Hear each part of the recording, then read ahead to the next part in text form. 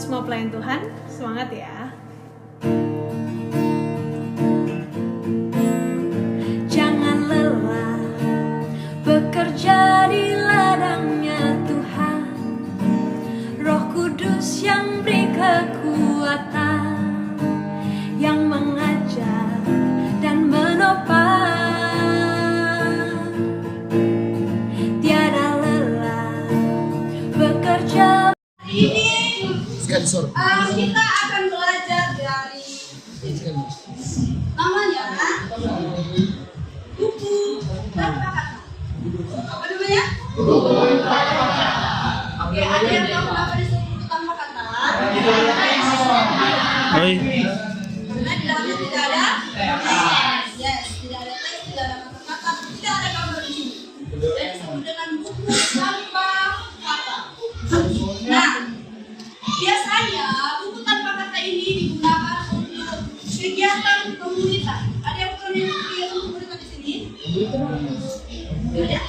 Di mana, Dek? Sekolah, udah pernah. Itu dari yayasan atau dari sekolah kita? Oh, dari sekolah ya. Oke. Zaman metode seperti ini sudah pernah? Oke, belum ya? Oke, nama buku ini adalah buku tanpa kata. Di sini ada 5 warna. Bisa dulu. Yang pertama itu ada. Oke, karena Miss nggak dapat warna kuning, saya baru cari warna kuning. Oke, di sini ada warna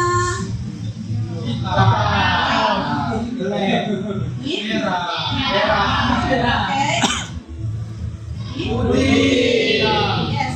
Ini hijau. Oke.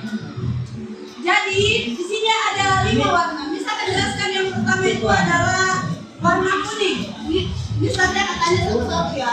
Apa arti dari warna-warna ini? Yang pertama dengarkan. Warna kuning. Ya. Kuning itu melambangkan hidup yang kekal. Hidup yang kekal. Oke. Yang kedua, warna hitam melambangkan dosa. Oke. Warna merah melambangkan darah Yesus yang tercurah di kayu salib untuk menebus dosa kita. Nah, pengorbanan Yesus warna merah ini. Oke? Warna putih melambangkan kekudusan orang percaya. Kekudusan orang percaya. Nah, selanjutnya yang hijau ini adalah pertumbuhan orang percaya. Oke, kita akan bahas satu persatu ya supaya lebih mudah dipahami. Yang pertama adalah warna kuning melambangkan apa? Hidup yang kekal. Jadi setiap orang pasti menginginkan yang namanya hidup yang kekal, menginginkan yang namanya hidup yang damai, yang tidak ada air mata di situ, tidak ada lagi penderitaan, bahkan tidak ada pekerjaan selain memuliakan nama Tuhan di kehidupan yang kekal itu di surga. Nah, kita diciptakan oleh Tuhan serupa dan segambar dengan segambar dan serupa dengan Allah. Nah, Tuhan pertama kali menciptakan Adam dan Hawa. Namun suatu ketika mereka jatuh di dalam dosa. Ada yang tahu kenapa mereka bisa jatuh di dalam dosa?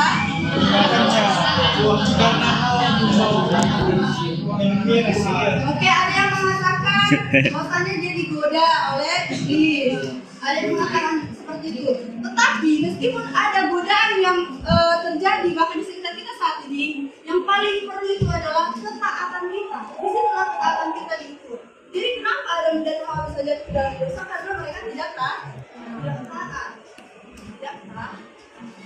Nah, ketika Adam dan Hawa tidak taat kepada Tuhan, mereka dirayu oleh iblis. Ada yang tahu iblis itu asalnya dari mana? Iblis. Oke, boleh ceritakan kayak mana peristiwanya? Jangan langsung. Bohong itu guys. Sedikit pengetahuan mengenai iblis itu kan guys. Jadi yang pernah dengar iblis itu sebenarnya dulu malaikat Tuhan. Cuman gara-gara pengen dia jadi Tuhan, jadi murka Tuhan diturunkan dia.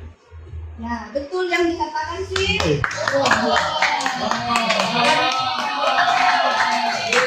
Oke, iblis yang disebut dengan Lucifer, dia merupakan seorang malaikat Tuhan.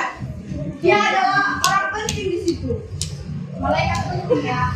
Kenapa? Karena dia adalah seorang worship leader. Worship leader.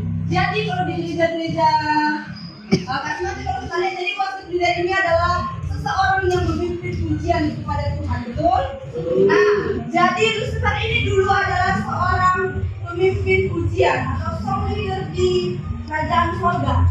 Tapi karena ada kebebasan dari Tuhan kepada malaikat, maka malaikat itu pun memiliki yang namanya sebuah keinginan untuk sama seperti Tuhan.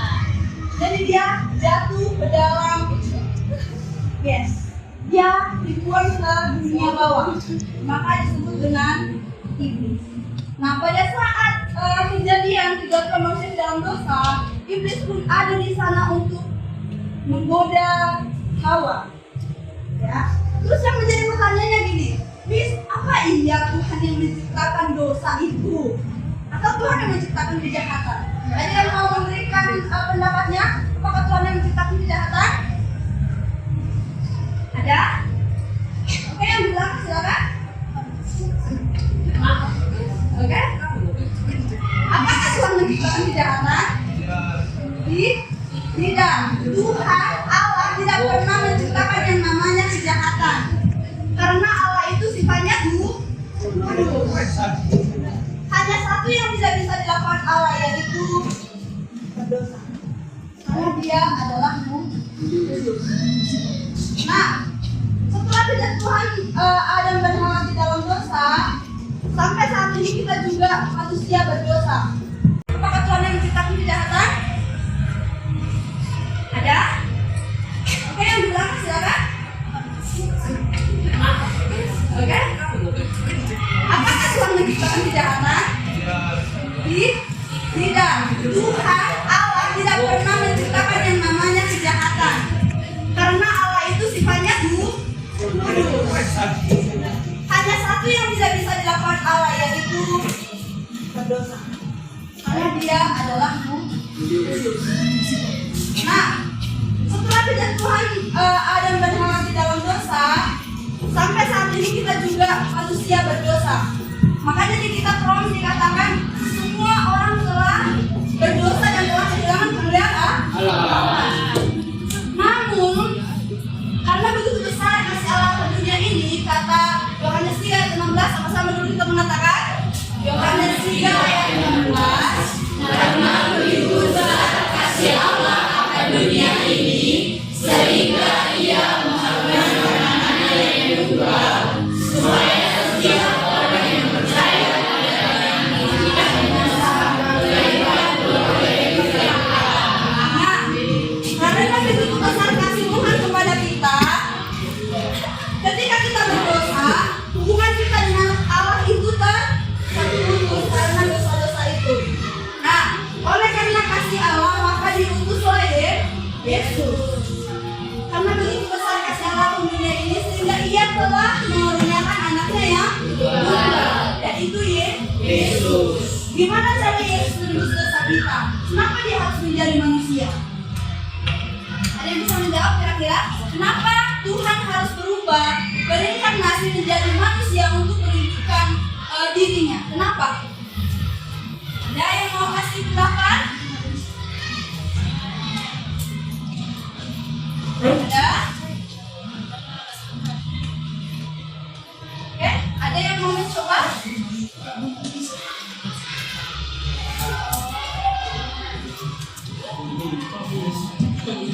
Ada yang mau? Oke, silakan saya. Ada yang mau kasih pendapat?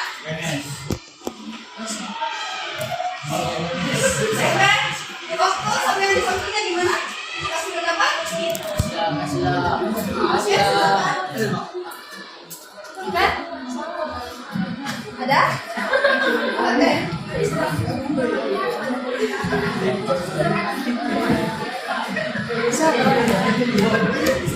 Oke, lanjut, silakan.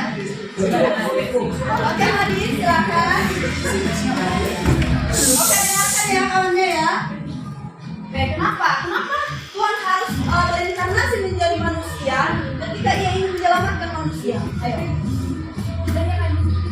Tuhan itu nggak bisa langsung kita mencabut dari urusan manusia. Jadi dia mengirimkan antaranya Tuhan Yesus sebagai manusia yang akan menjadi manusia. Oke. Disimpulkan aja ya. Jadi gini, yang mau diselamatkan adalah kita manusia. Nah, ketika kita mengatakan aku percaya kepada Tuhan tanpa melihat, banyak orang yang tidak percaya. Maka diutuslah Yesus yang berwujud sebagai manusia. Yesus yang berwujud sebagai manusia ingin menampilkan seperti apa Allah itu sebenarnya. Jadi dia ingin berkata-kata kepada manusia bahwasanya Allah itu loh seperti ini, seperti aku, gitu. Aku Allah itu, gitu. Jadi ketika Yesus datang ke dunia, manusia bisa meneladani Tuhan Yesus sebagai gambaran dari Allah. Nah, kenapa dia harus berubah dari manusia supaya dia bisa menyelamatkan kita? Yang mau ditebus itu adalah manusia. Maka yang juga akan menebus dia itu, yang bisa nampak itu adalah manusia. Jadi Yesus berinkarnasi menjadi manusia untuk menyelamatkan kita. Nah, selanjutnya ketika Yesus disalibkan, maka ada dua hubungan yang sudah dibereskan oleh Tuhan. Yang pertama, secara vertikal, salib seperti ini kan? Nah, yang vertikal yang ke atas itu adalah memperbaharui hubungan kita dengan Allah. Selanjutnya, horizontalnya ada yang tahu? Manusia dengan manusia. Ya, dengan sesama kita. Nah, kita kan sudah berdosa, misalnya saya berdosa dengan si dia. Nah, ketika saya berdosa terhadap dia, gitu ya kan? Nah, ketika kematian Tuhan Yesus, maka hubungan itu diperbaiki oleh Tuhan. Itu arti dari salib itu. Nah, itu adalah suatu kabar sukacita bagi kita orang Kristen. Kita yang dulunya berdosa, kita yang dulunya adalah orang yang kotor, tapi oleh penyaliban Kristus di kayu salib kita menjadi seperti bayi yang baru lahir. Adalah kertas yang melambangkan yang namanya kekudusan. Orang yang percaya kepada Kristus, orang yang percaya terhadap penyaliban Kristus dan percaya bahwasanya ia selamat, ia akan menjadi kudus. Dia akan seperti bayi yang baru lahir. Bayi yang baru lahir itu tidak tahu yang namanya itu dosa atau tidak. Itu dia tidak akan melakukan yang namanya dosa karena dia tidak mengetahuinya. Tetapi bedanya apa? Bayi yang baru lahir tadi itu bisa dikatakan seperti kertas putih. Dia tidak tahu apa-apa. Namun ketika kita disucikan oleh Tuhan, masih ada kemungkinan kita bisa jatuh ke dalam dosa. Masih, betul kan? Meskipun kita sudah diselamatkan oleh Tuhan, pengorbanan Tuhan Yesus di kayu salib, namun masih bisa kita jatuh ke dalam yang namanya dosa. Kenapa? Karena kita memiliki yang namanya naluri dosa. Dari sejak Adam dan Hawa kita memiliki yang namanya naluri dosa. Kita bisa saja jatuh ke dalam dosa. Bis di sini sudah pernah menjelaskan jatuh dalam dosa versi dalam dosa kan? Sudah pernah kan? Ya kan? Masih ingat waktu yang menjawab waktu itu.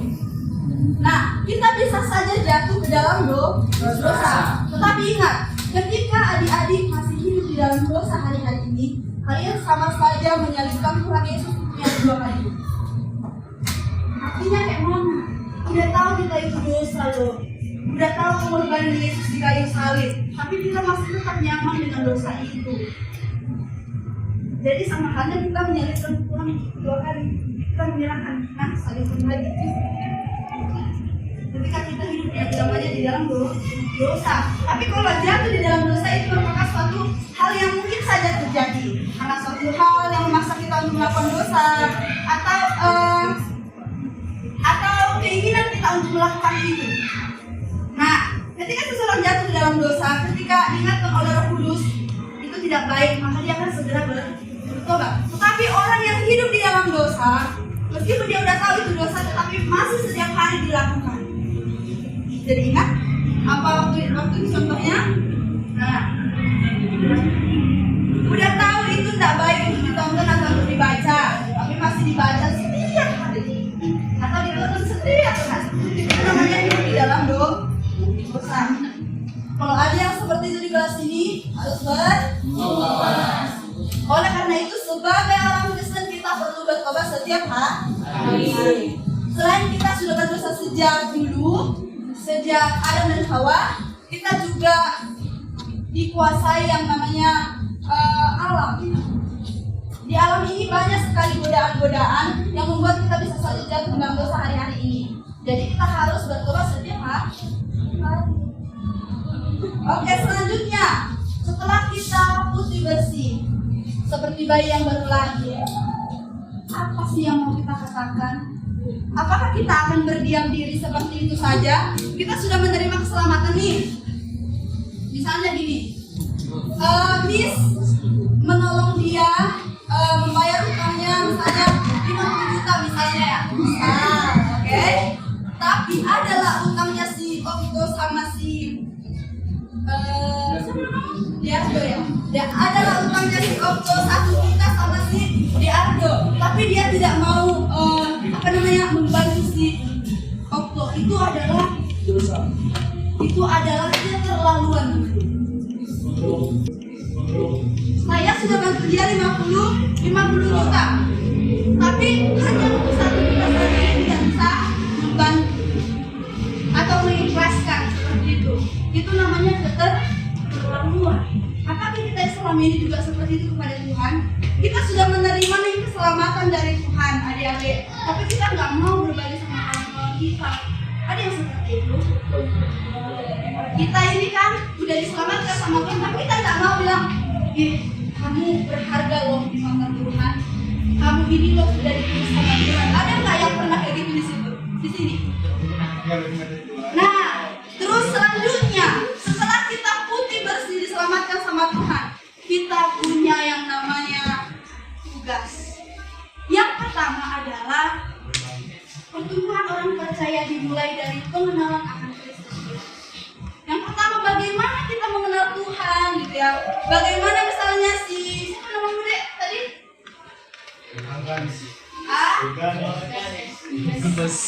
Kalau Miss panggil game, nggak apa-apa. Oke, Miss panggil game ya. Oke, bagaimana? Siapa?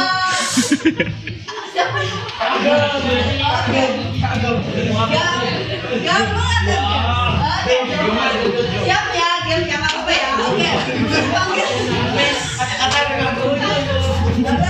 Terus siapa namanya ini? Oke, Immanuel deh. Jadi Immanuel nih, jadi Immanuel dia ingin pacaran dengan seorang cewek. Tapi dengarlah. Tapi tidak mungkin si Immanuel bisa pacaran kalau mereka tidak saling kenal atau belum pernah ketemu. Bisa nggak orang pacaran kalau nggak tahu namanya? Misalnya Immanuel nggak tahu nama ceweknya tapi kita pacaran, kayak gitu. Atau nggak tahu sifatnya. Tapi kalau nggak tahu namanya sekalipun, berarti bisa. Miss. Misalnya nih, Miss mau pacaran dengan seorang cowok misalnya, tapi Miss nggak tahu namanya, nggak pernah jumpa, nggak pernah lihat bagaimana. Udah terima sama entah waktu Miss chat dia itu ternyata dek gitu kan, tapi ternyata om gimana? Nggak boleh ya kan? Jadi kita sama Tuhan gitu loh adik-adik. Nah, kita sama Tuhan itu kayak gitu. Gimana kita mau bertumbuh di menjawab kalau kita tidak mengenal Tuhan. Jadi Miss, gimana caranya kita mengenal Tuhan? Yang pertama baca firman. Kenalan Miss. Oke. Bagaimana kita mengenal Tuhan? Ajak kenalan dia betul. Ajak kenalan dengan cara apa? Doa. Ya, baca firman, berdoa, bersekutu dengan Tuhan dengan cara beribadah, saat teduh, gitu ya. Oke. Di kelas ini ada yang rutin baca Alkitab? Pembohong. Oke. Tapi ya setiap hari berdoa. Yang malam Miss. Makan. Yang malam tidur. Iya lah ya kan? Kalau dalam satu hari, oke turun tangannya. Kalau dalam satu hari nggak berdoa, padahal itu ada 3 kali makan nggak berdoa, bangun tidur nggak berdoa, atau mau tidur nggak berdoa, itu aja sederhana nggak udah 5. Satu aja enggak, ya kan? Nah, jadi gimana kita mengenal Tuhan? Gimana kita mengenal Tuhan? Maka kita harus namanya mengenal Tuhan dengan cara baca firman, berdoa dan bersekutu sama Tuhan. Jadi adik-adik, Miss pernah dengar ya? Miss pernah masuk di sebuah persekutuan Kristen. Katanya di situ, tambah imannya, tambah temannya. Jadi dalam beribadah itu seperti itu. Harus tambah iman kita ketika beribadah dan harus juga tambah teman kita. Nah, terus tadi bilang gini, beribadah kan bisa di mana saja, bisa online, bisa di rumah sendiri. Ya, betul. Tapi kita juga perlu pergi ke gereja. Kita perlu pergi ke gereja. Manfaatnya apa? Kita bisa bersekutu dengan teman-teman kita untuk sama-sama memuji Tuhan. Jadi gitu ya, Dek. Kalau iman kita tidak bertumbuh di gereja, dengar. Kalau iman kita tidak bertumbuh di gereja, ada 2 hal yang perlu kita pertanyakan. Oke, bisa didengarkan gitu? Dengar deh, ini perlu. Kalau iman adik-adik tidak tumbuh di gereja, itu ada 2 hal yang perlu kita pertanyakan. Yang pertama, gerejanya. Yang kedua, kita. Ada yang seperti ini. Kita pergi ke gereja, ya wes cuma formalitas saja, tidak tumbuh imannya. Mungkin tambah temannya selebih bukan gereja ya kan, tapi tidak tambah imannya.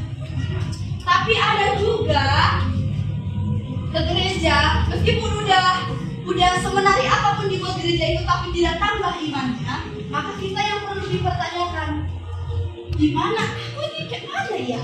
Apa aku selama ini nggak merasa layak ketemu sama Tuhan?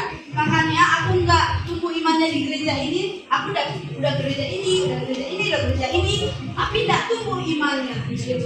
Maka kita yang perlu koreksi di diri sendiri. Nah, selanjutnya pertumbuhan orang percaya. Setelah kita bertumbuh tadi, kita bertumbuh dalam Tuhan, kita bisa melakukan pelayanan, kita terus bertumbuh dengan Tuhan. Maka kita punya satu tugas dari Tuhan, yaitu ada yang tahu kira-kira apa? Amanat. Tugas kita itu adalah menjalankan amanat Allah. Kenapa ketawa? Memang aku tahu. Kenapa ketawa? Oke, kita baca ya. Ada yang tahu amanat Allah sekarang? Kak mana? Oke, kita sama-sama buka. Yang kita buka ya sama-sama ya. Matius 28 ayat 19 sampai 20. Oke, ada yang ketawa. Jadi misalnya gini nanti deh. Yang kemarin Kak Miss perhatikan di ujian sekolah ya, di sekolah ada itu di situ tuliskan amanat agung sama Yesus. Saya bertanya gini, amanat agung itu apa nih? Aku tidak pernah dengar amanat agung nih. Wah, orang Kristen tidak pernah dengar amanat agung. Oke, jadi ingat ya, amanat agung Tuhan Yesus tertulis dalam Matius 28 ayat 19 sampai ayat yang ke-20. Oke, dengarkan yang dibacakan ya. Ayat 19. Karena itu, pergilah, jadikanlah semua bangsa muridku dan baptislah Baptislah mereka dalam nama Bapa dan Anak dan Roh Kudus. Dan ajarlah mereka melakukan segala sesuatu yang telah diperintahkan kepadamu. Dan ketahuilah aku menyertai kamu senantiasa sampai kepada akhir zaman. Ini adalah pesan atau amanat dari Tuhan kita Yesus Kristus kepada murid-muridnya sebelum ia naik ke surga. Apakah anak-anak Tuhan yang di sini adalah murid-murid Kristus? Yes. Kita adalah murid Kristus? Yes. Oke, yang mengatakan saya murid Kristus angkat tangan. Saya murid Kristus. Oke, sama-sama dulu mengatakan aku murid Kristus. Aku murid Kristus. Oke, turun tangannya. Sekarang kita koreksi apakah sebenarnya kita sudah menjadi murid Kristus atau belum? Oke, ada satu hal yang perlu kita perhatikan sebagai murid Kristus. Apakah kita sudah benar-benar murid Kristus? Yaitu menjalankan amanat agung. Jadi gimana Yesus menjalankan amanat agung? Yaitu memberitakan firman kepada teman-teman kalian semua. Mau dimanapun kalian berada, kalian harus memberitakan firman. Itulah menandakan kita bahwasanya kita sudah melaksanakan yang namanya amanat agung. Firman Tuhan mengatakan gini, baik atau tidak waktunya beritakanlah firman. Mau dimanapun kita, tugas kita yaitu memberitakan firman Tuhan. Oke, sedikit lagi. Nah, jadi ada yang bilang gini, Miss, kan aku udah kerja buat Tuhan, aku udah melayani Tuhan, aku udah beritakan firman Tuhan, bahkan aku udah bersaksi ke banyak orang. Terus Miss, upahku apa? Kerja, ada yang kerja tapi nggak butuh upah? Ada kira-kira? Orang kalau kerja ya bu, aku mau digaji gitu kan ya, aku mau upah. Terus upah kita apa? Hidup yang kekal. Hidup kita berada di tangan yang tepat, yaitu di tangan Tuhan. Kayak ada yang pernah dengar Melita bilang gini, apa sih yang mau dicari di dunia, kan? Nah, belakangan ini lagi viral ya kan? Apa sih yang mau dicari di dunia? Kita ini kan warga kerajaan Allah, ya kan? Nah, jadi upah kita itu di sini di surga. Ada yang bilang gini, waktu kita pelayanan deh, ada yang bilang gini, dulu Miss ya, baru pelayanan bilang gini, sok suci lah, gitu kan? Atau kamu kan gak sebaik yang kamu kira, kenapa kamu melayani Tuhan gitu loh. Ya, kamu harus koreksi diri dulu gitu kan ya. Tapi setiap kita ini akan layak ketika hanya dilayakkan oleh Tuhan. Jadi apa upah kita adalah hidup yang oke, sebelum Miss akhir ini ya, Miss mengatakan di surga itu adalah kehidupan tanpa air mata, tanpa penderitaan, tanpa yang namanya sakit penyakit. Oke, semuanya Miss harap semuanya tutup mata, boleh? Oke, tutup mata. Semuanya tutup mata, please. Oke? Sebelum saya suruh untuk buka mata, jangan buka mata. Oke, semuanya tutup mata. Oke, Miss mau bertanya. Oke, bagi yang sudah mengalami silakan angkat tangan. Oke, tutup mata ya. Oke. Siapa di sini yang setiap hari minggu ke gereja? Puji Tuhan. Kalau belum, silakan mulai minggu depan ke gereja. Siapa di sini yang rajin saat teduh setiap pagi? Saat itu ibadah pagi, berdoa ibadah Tuhan. Puji Tuhan ada. Oke, silakan semuanya tutup mata. Di kelas ini, apakah di kelas ini masih ada enggak yang belum terima Yesus sebagai Tuhan dan Juru Selamat? Oke, tolong jangan ada yang ketawa. Ini serius. Jika belum, silakan angkat tangan, kita doa nanti secara pribadi. Ada kira-kira yang belum terima Tuhan Yesus sebagai Tuhan dan Juru Selamatnya? Oke, puji Tuhan, terus semuanya terima Yesus. Selanjutnya, dengarkan cerita dari Yesus.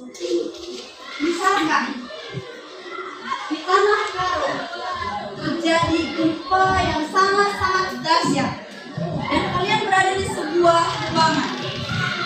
Kalian berada di sebuah gedung dan kalian tertimpa Tuhan begitu dan kalian meninggal pada hari ini. Amin. Siapa yang sudah yakin masuk surga? Angkat tangannya. Yang sudah yakin masuk surga, angkat tangannya. Puji Tuhan, ada 3 orang. Silakan buka matanya semua. Oke, enggak menunjukkan siapa yang angkat tangan. Tapi puji Tuhan kalau sudah ada yang yakin. Miss mau bertanya kenapa? Oh, Miss mau bertanya kenapa ada yang tidak yakin? Oke, betul. Karena belum Oke, kenapa kamu tidak yakin gitu loh masuk surga setelah meninggal? Oke,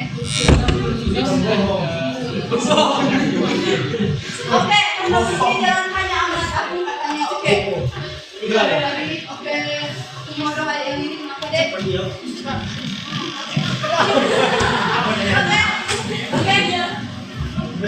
Kenapa kamu tidak yakin masuk surga setelah meninggal?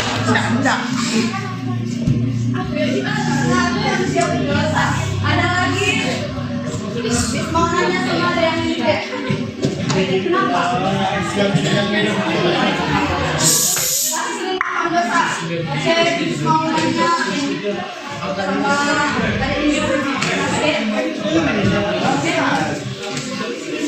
Oke, dijelaskan sama kita hari ini. Kita manusia berdosa. Tapi ingat, karya penebusan Yesus di kayu salib itu yang membebaskan kita. Sekali seumur hidup, sekali untuk selamanya. 2000 tahun yang lalu, Yesus mati di kayu salib untuk menebus kita semua. Nah, kita manusia berdosa. Mungkin hari ini kita berdosa, kita mungkin masih hidup di dalam dosa. Tapi ingatlah, Kristus telah mati bagi kita. Kunci masuk surga itu hanya satu, percaya kepada Yesus. Terus ada yang bertanya gini, Miss, kenapa aku harus melakukan kebaikan? Aku mengasihi Tuhan, aku melayani Tuhan, aku berbuat baik sama temanku, aku menghargai guruku, kenapa gitu ya? Jawabannya satu, karena Tuhan sudah lebih dulu melakukan itu sama kita. Semua yang kita lakukan itu hanyalah ucapan syukur kita kepada Tuhan. Jalannya cuma satu deh, percaya kepada Tuhan dengan sepenuh hati. Oke, Miss, kalian pernah dengar nggak ajaran Kristen progresif? Kalian pernah dengar ajaran Kristen progresif? Yes. Kristen progresif mengatakan bahwasanya dengan kebaikan kita bisa sampai kepada Tuhan. Kita sampai kepada Tuhan. Kita bisa selamat. Tapi ingat adik-adikmu, tidak ada keselamatan selain Kristus. Tidak. Makanya dikatakan dalam Yohanes 14 ayat 6 dikatakan, Akulah jalan kebenaran dan hidup. Tidak ada yang sampai kepada Bapa kalau tidak melalui aku. Perbuatan baik kita adalah ucapan syukur kepada Tuhan karena kita sudah diberi sama Tuhan. Ingat itu. Jalan kita masuk surga cuma satu, percaya kepada Kristus dengan segenap hati. Oke?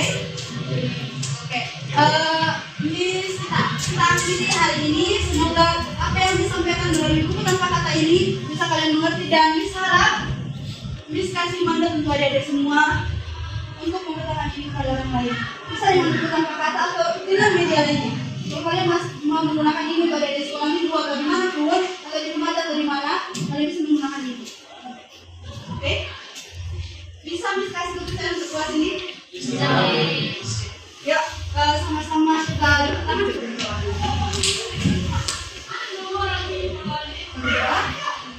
Haleluya, dan di dalam Tuhan Allah Bapa kami yang bertahan ini di dalam kerajaan surga. Kami mengucap syukur ya Tuhan buat pembelajaran pemberitaan hari ini. Biarlah apa yang kami pelajari mengenai Allah, penebusan Yesus Kristus, bahkan pertumbuhan orang percaya keputusan kami Tuhan, boleh kami imani, boleh kami percayai, bahkan boleh kami lakukan dalam kehidupan kami sehari-hari. Ajari kami Tuhan untuk melakukan apa dan apa firman Yesus, yaitu untuk memberitakan firman Tuhan kepada banyak orang, membaptis mereka dan mengajari mereka tentang kebenaran firman Tuhan. Bapak yang baik, sebentar juga kami akan melanjutkan aktivitas kami. Ada yang akan belajar dan juga akan ada yang mengajari. Tuhan berkatlah setiap kami, supaya kami boleh mengerti pelajaran hari ini dan boleh kami bawa pemakaian masing-masing. Kami juga tidak lupa mendoakan kedua orang tua kami Bapak, dimanapun mereka berada saat ini. Tuhan yang memberkati mereka, Tuhan yang iringi mereka Tuhan, jauhkan dari segala dosa dan juga marah bahaya Tuhan, sehingga mereka boleh menjalani hari ini dengan penuh sukacita. Bapak yang baik, kami tahu, kami sadar, kami adalah Tuhan Yesus supaya kami layak disebut sebagai anak Tuhan. Di dalam nama Tuhan Yesus kami telah berdoa dan bersyukur kepada-Nya. Amin.